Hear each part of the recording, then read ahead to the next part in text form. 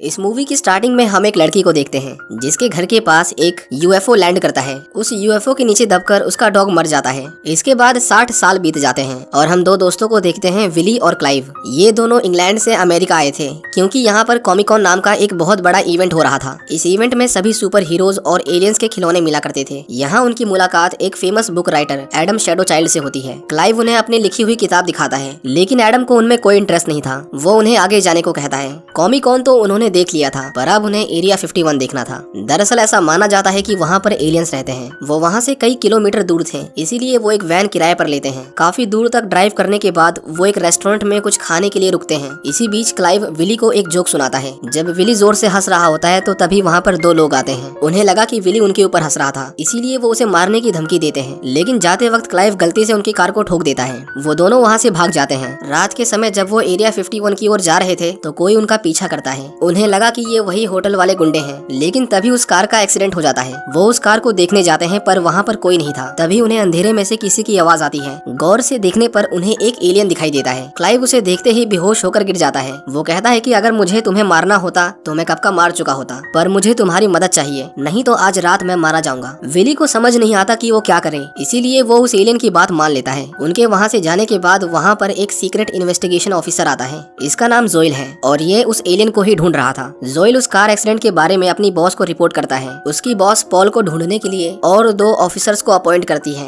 इनका नाम होता है हैगार्ड और ओरिल। पॉल विली से कहता है कि वो कुछ लोगों से बचकर भाग रहा था, लेकिन उसके पैर छोटे होने की वजह से वो ब्रेक नहीं लगा पाया और उसका एक्सीडेंट हो गया। क्लाइव को जब होश आता है तो वो पॉल को देखते ही उसका गला दबाने लगता है। विली उसे समझाता है कि ये हमें नुकसान नहीं पहुंचाएगा। क्लाइव को लगा कि ये तो बिल्कुल फिल्मों वाला एलियन है, जिस पर पॉल उसे कहता है कि पिछले 60 सालों से इंसान मेरा ही चेहरा हर जगह इस्तेमाल कर रहे हैं। इंसानों के लिए इस यूनिवर्स के सारे एलियंस मेरे जैसे ही दिखते हैं। आगे जाकर उन्हें एक चेक पोस्ट मिलता है, लेकिन जब ऑफिसर उनकी वैन को चेक करता है तो पॉल वहाँ से गायब हो गया था। उन दोनों को लगा कि पॉल उनके दिमाग का एक भ्रम है, लेकिन तभी पॉल उन्हें दोबारा से दिखाई देने लगता है। दरअसल पॉल अपनी सांस रोककर गायब हो सकता था। पॉल बिल्कुल मस्त मौला एलियन था। वो उन दोनों के साथ एक अच्छे दोस्त की तरह हंसते खेलते बातें कर रहा था, लेकिन उन दोनों की अंदर ही अंदर बैंड बजी हुई थी। इसके बाद वो अपनी वैन में पेट्रोल भरवाते हैं। जब क्लाइव कुछ खाने के लिए लेने जाता है तो उन्हें वहाँ पर एक पुलिस वाला मिलता है। उसे देखकर वो दोनों घबरा के भाग जाते हैं। जाते वक्त उनकी वैन से एक पक्षी टकरा जाता है। पॉल देखता है कि वो मर गई है, पर उसके पास उसे जिंदा करने की पावर्स थी,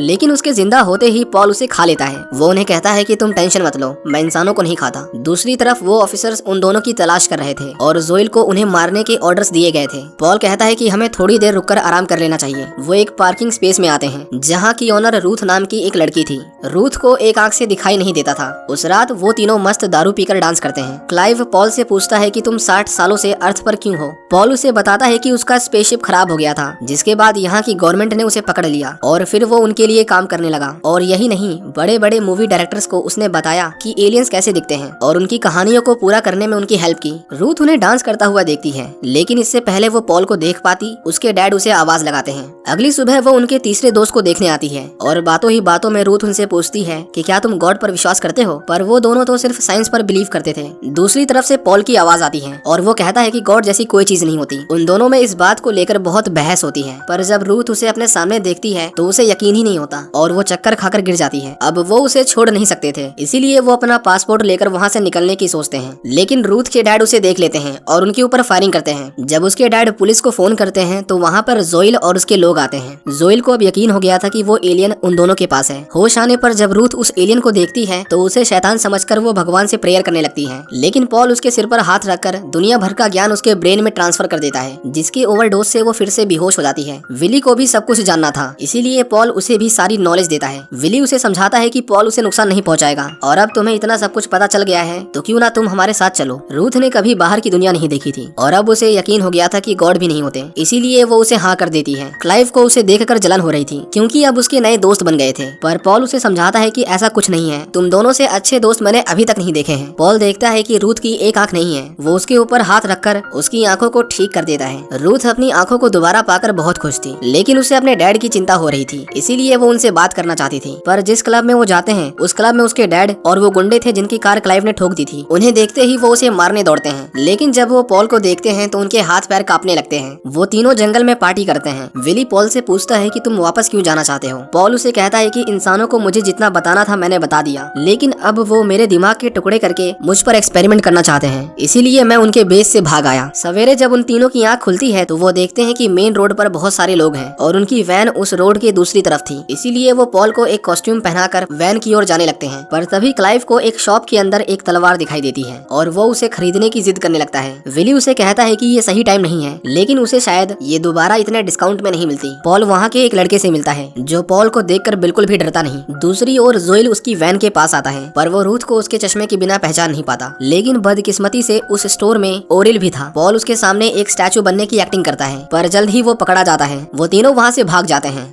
जोइल और हेराल्ड के बीच में बहस होती है, क्योंकि उन्हें बताया ही नहीं गया था कि वो एक एलियन को ढूंढ रहे हैं। जोइल उन्हें चुपचाप बेस पर लौटने के लिए कहता है। पॉल कहता है कि इसके आगे मैं अकेला जाऊंगा, क्योंकि वो पहले ही उनकी जान खतरे में डाल चुका है। पर वो तीनों कहते हैं कि वो उसका साथ इतनी आसानी से नहीं छोड़ेंगे। जब तक वो अपने घर नहीं पहुंचता वो कहीं नहीं जाएंगे। इसके बाद वो फायर क्रैकर्स की दुकान से पटाखे चोरी करते हैं, क्योंकि उनके पैसे खत्म हो गए थे। चोरी की खबर सुनते ही वो दोनों उनका पीछा करते हैं, क्योंकि उन्हें पता चला था कि जो कोई भी उन्हें पकड़ेगा उन्हें उसकी बॉस एक अच्छी रैंक का ऑफिसर बना देगी। पॉल उसी जगह पर आता है जहाँ पर वो पहली बार क्रैश किया था। वो उस छोटी बच्ची से मिलने आया था जिसने 60 साल पहले उसकी जान बचाई थी। उसका नाम तारा है। जब वो पॉल को देखती है तो उसे अपनी आंखों पर विश्वास नहीं होता, पर वो उस पर बहुत गुस्सा थी, क्योंकि उसके जाने के बाद किसी ने भी उसकी बातों पर यकीन नहीं किया कि उसने सच में एक एलियन देखा था। उसके आसपास के लोग उसे पागल समझने लगे थे। पॉल उससे माफी मांगता है और उसे उसका टैडी वापस लौटाता है, पर बातों ही बातों में तारा गैस को ऑफ करना भूल जाती है। तभी हेलार्ड उसके घर में तोड़फोड़ करके घुसने की कोशिश करता है। जोइल उसके सामने बंदूक लेकर खड़ा था, पर पॉल उसे अपनी पावर से बेहोश कर देता है। विली हेलार्ड को मारकर नीचे गिरा देता है। ओरिल उनके ऊपर गोली चलाने वाला था, लेकिन वो सिलेंडर के बगल में ही खड़ा था, जिसकी वजह से वहाँ पर जोर का धमाका होता है और वो मर जाता है। वो भाग रहे थे, लेकिन हेलार्ड और रूथ के डैड उनका पीछा करते हैं। वो बार बार उनकी कार को ओवरटेक करने की कोशिश करता है, पर पॉल उसे धक्का देकर सड़क से नीचे उतार देता है। वो पॉल को गोली मारने वाला था कि तभी सड़क खत्म हो जाती है और वो खाई से नीचे गिरकर मर जाता है। जोइल की बॉस उसे कहती है कि तुम पॉल को नहीं पकड़ पा रहे, इसीलिए वो अपनी टीम को वहाँ पर भेज रही है। पॉल जंगलों के बीच बहुत सारे रॉकेट्स जलाने लगता है और अब बस उन्हें उनके स्पेसशिप के आने का इंतजार करना था। कुछ देर में उन्हें पीले रंग की चमकीली रोशनी दिखाई देती है, लेकिन ये पॉल की स्पेसशिप नहीं थी,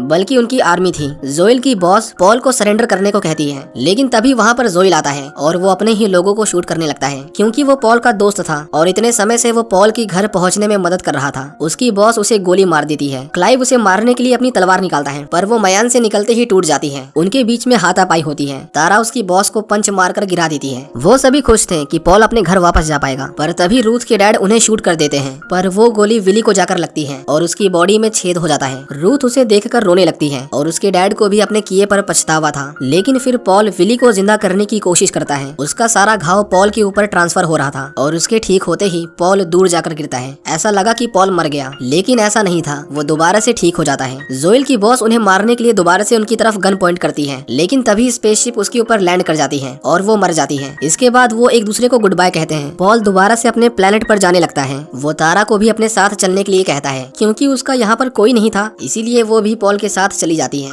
इसके 2 साल बाद हम उन दोनों को दोबारा से कॉमिक कॉन में देखते हैं, लेकिन इस बार वो कोई टूरिस्ट नहीं बल्कि गेस्ट बनकर आए थे, क्योंकि उनकी लिखी हुई कॉमिक बुक बहुत फेमस हो गई थी। और उनकी फैंस की भीड़ में हम ओरिल को देखते हैं, जो अभी भी जिंदा था। वो भीड़ के बीच से उन्हें आवाज लगाता है और ये मूवी यहीं पर खत्म हो जाती है। आपको पॉल की ये कहानी कैसी लगी हमें कमेंट्स करके जरूर बताएं। Thank you for watching.